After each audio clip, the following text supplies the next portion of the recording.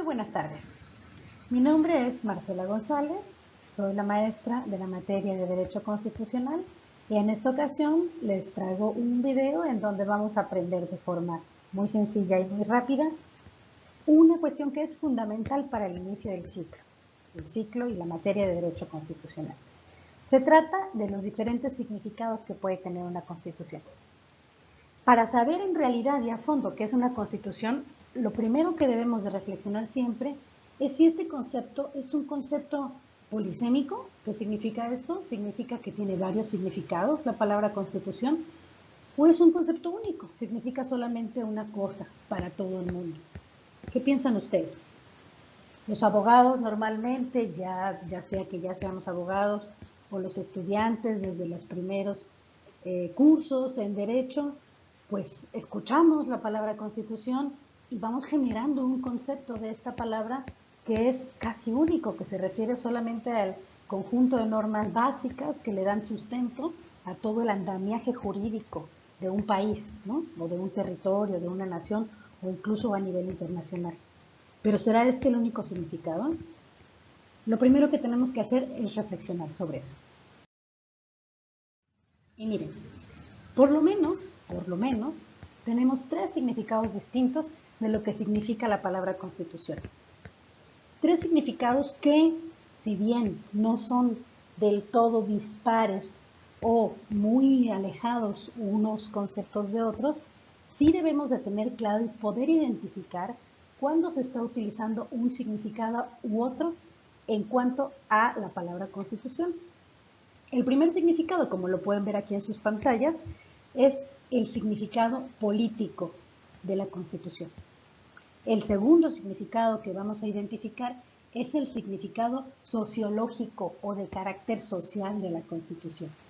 Y el tercer significado es el significado jurídico o formal, que es con el cual los abogados nos identificamos y usamos constantemente. Sin embargo, no porque los abogados estemos más identificados con este concepto jurídico y formal, quiere decir que no debamos de conocer, cuando estudiamos la materia de Derecho Constitucional, estos otros dos significados que son importantísimos. Y precisamente por eso vamos a empezar por el significado político.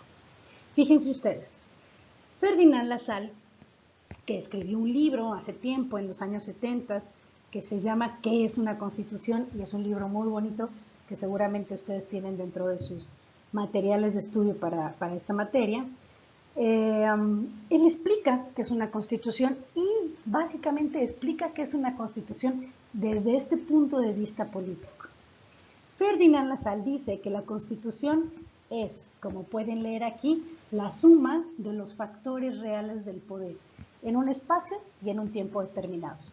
Seguramente ustedes han escuchado qué es esto de la suma de los factores reales del poder o simplemente la frase o el concepto de factores reales del poder.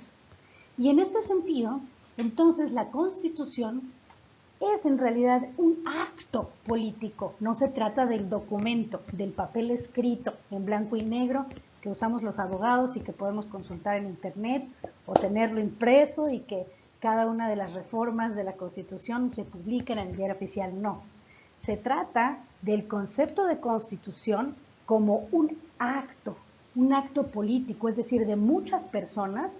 Político significa eso, viene de polis, significa que muchas personas están involucradas en algo que es público, es decir, que atañe a todos. Y entonces, en este sentido, este acto político legitima, da luz precisamente, da vida a una nueva Constitución. Este acto político precede, es decir, sucede antes de que tengamos la Constitución de papel.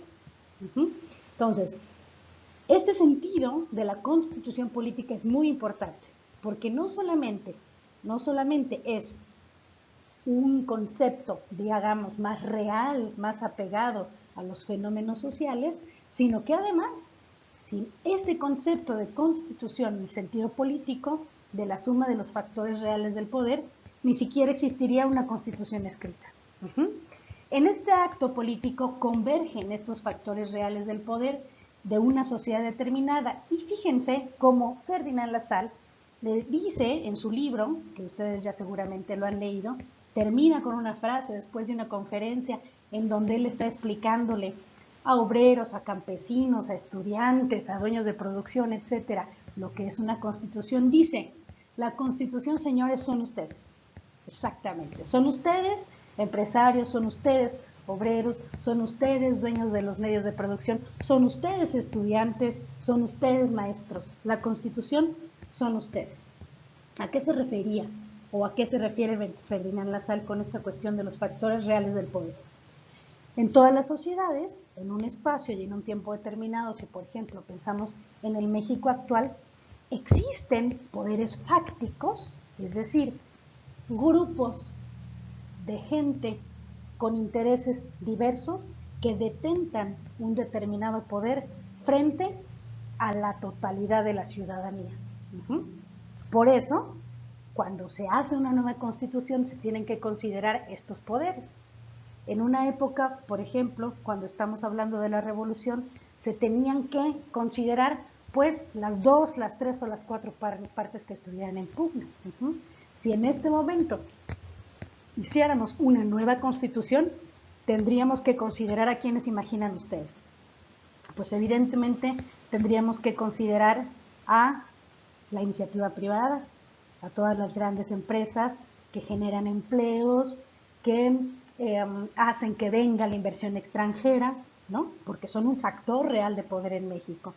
Tenemos que considerar obviamente al poder público, al poder político, a los partidos políticos. Tendríamos que considerar desde luego, por ejemplo, a las universidades públicas, tendríamos que considerar a los maestros, tendríamos que considerar a los grupos vulnerables, tendríamos que considerar a los periodistas, tendríamos que considerar a los defensores de derechos humanos, en fin, de manera que en cada sociedad se va armando un andamiaje político de diversos grupos que tienen incidencia en lo que sucede en ese país. Y estos son precisamente los factores reales del poder a los cuales se refería Ferdinand Lassalle. En el origen de las constituciones de los diversos países, estos factores reales del poder siempre tienen incidencia. Aunque no los veamos físicamente, aunque no veamos que los empresarios van y, por ejemplo, votan la Constitución, porque quienes la votan pues es un Congreso Constituyente, así le llamamos. De todas formas, ese Congreso Constituyente lleva la representación del sector laboral, del sector empresarial, del sector agrario, etcétera, ¿sí? Este es el significado político de la Constitución.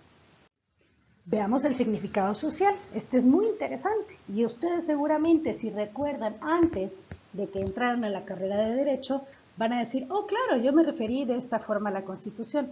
Miren, este es un significado, bueno, social, y quien le da este nombre, digamos, quien habla de este significado sociológico de la Constitución es un sociólogo colombiano que se llama Mauricio García Villegas.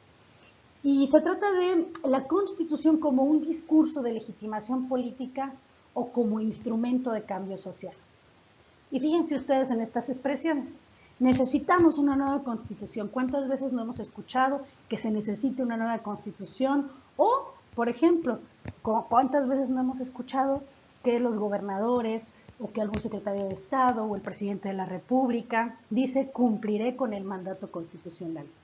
Cuando se están refiriendo a necesitamos una nueva Constitución, pues no necesariamente es que se necesite una nueva Constitución en el estricto sentido de la palabra, en el estricto sentido de todo el texto constitucional.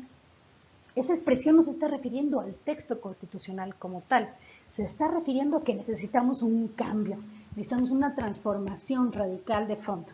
Y aquí es donde entra precisamente este sentido sociológico de la palabra Constitución.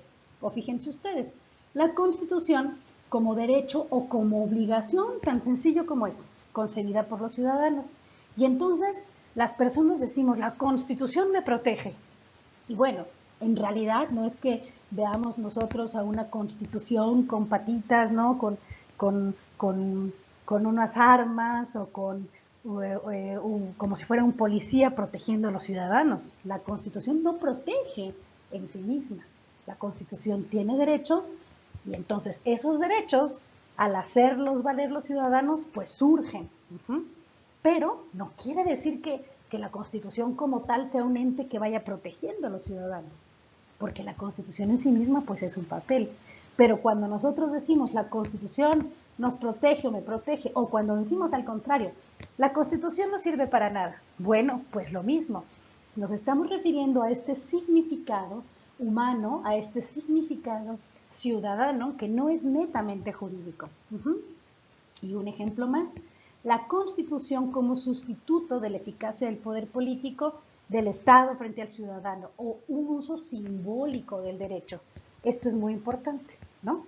¿Cuántas veces no hemos escuchado que, por ejemplo, un gobernante dice lo que usted está diciendo viola la Constitución, o un juez inclusive, lo que dice viola la Constitución, o un policía cuando nos para, usted está violando la Constitución, o otra expresión, con mano dura haremos cumplir la Constitución. Todas estas expresiones son expresiones que denotan el significado social de la Constitución. No estamos hablando del fundamento legal del artículo 20, fracción 3, que dice cuáles son los derechos del imputado. No, estamos hablando de un sentido mucho más pues social, mucho más humano, mucho más que tiene que ver con la percepción que el ser humano y la sociedad tiene de eso que se llama Constitución. Es un concepto total y absolutamente subjetivo en este sentido. Subjetivo en el sentido de que el concepto surge del sujeto, subjetivo, surge del sujeto. No es inamovible, no es formal y varía de persona en persona, de grupo en grupo, de época en época. ¿Sí?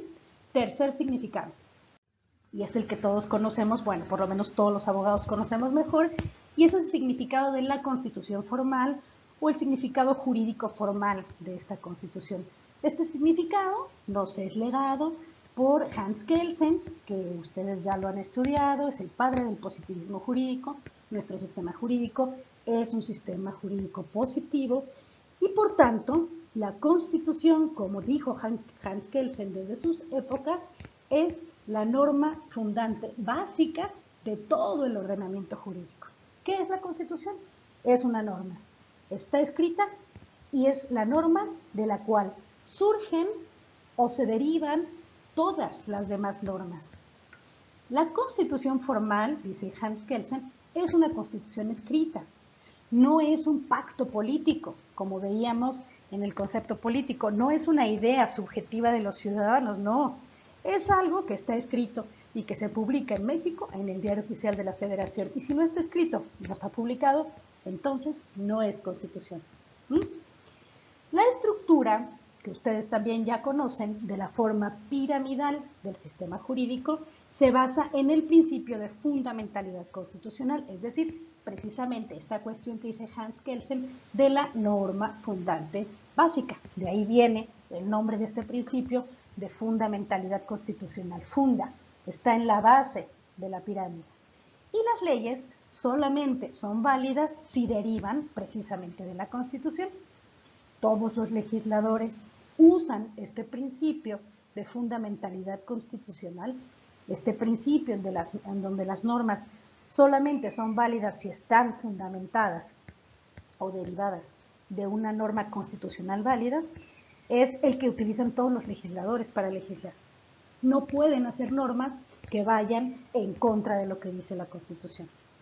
Y, por otra parte, los abogados y los jueces aplicamos e interpretamos el derecho con base en el principio de supremacía constitucional, que también forma parte de este concepto formal de la Constitución.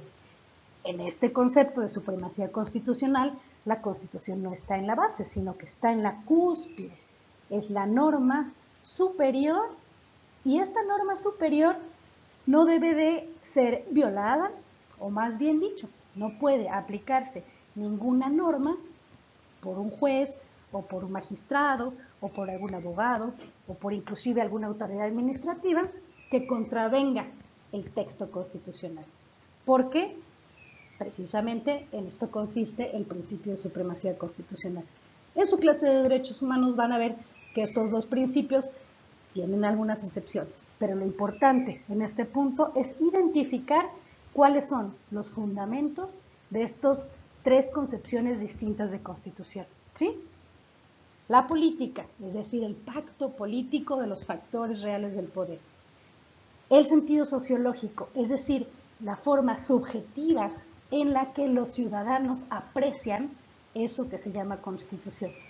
Y el sentido jurídico formal, que es el que usamos los abogados cuando decimos con fundamento en el artículo 1, párrafo 2, voy a interponer un recurso, voy a interponer una demanda, etcétera, y que precisamente se nutre de estos principios de fundamentalidad constitucional y el principio de supremacía constitucional. Bueno, pues hasta aquí llegamos con esta clase. Muchas gracias y sus dudas por correo electrónico. Hasta la que sigue.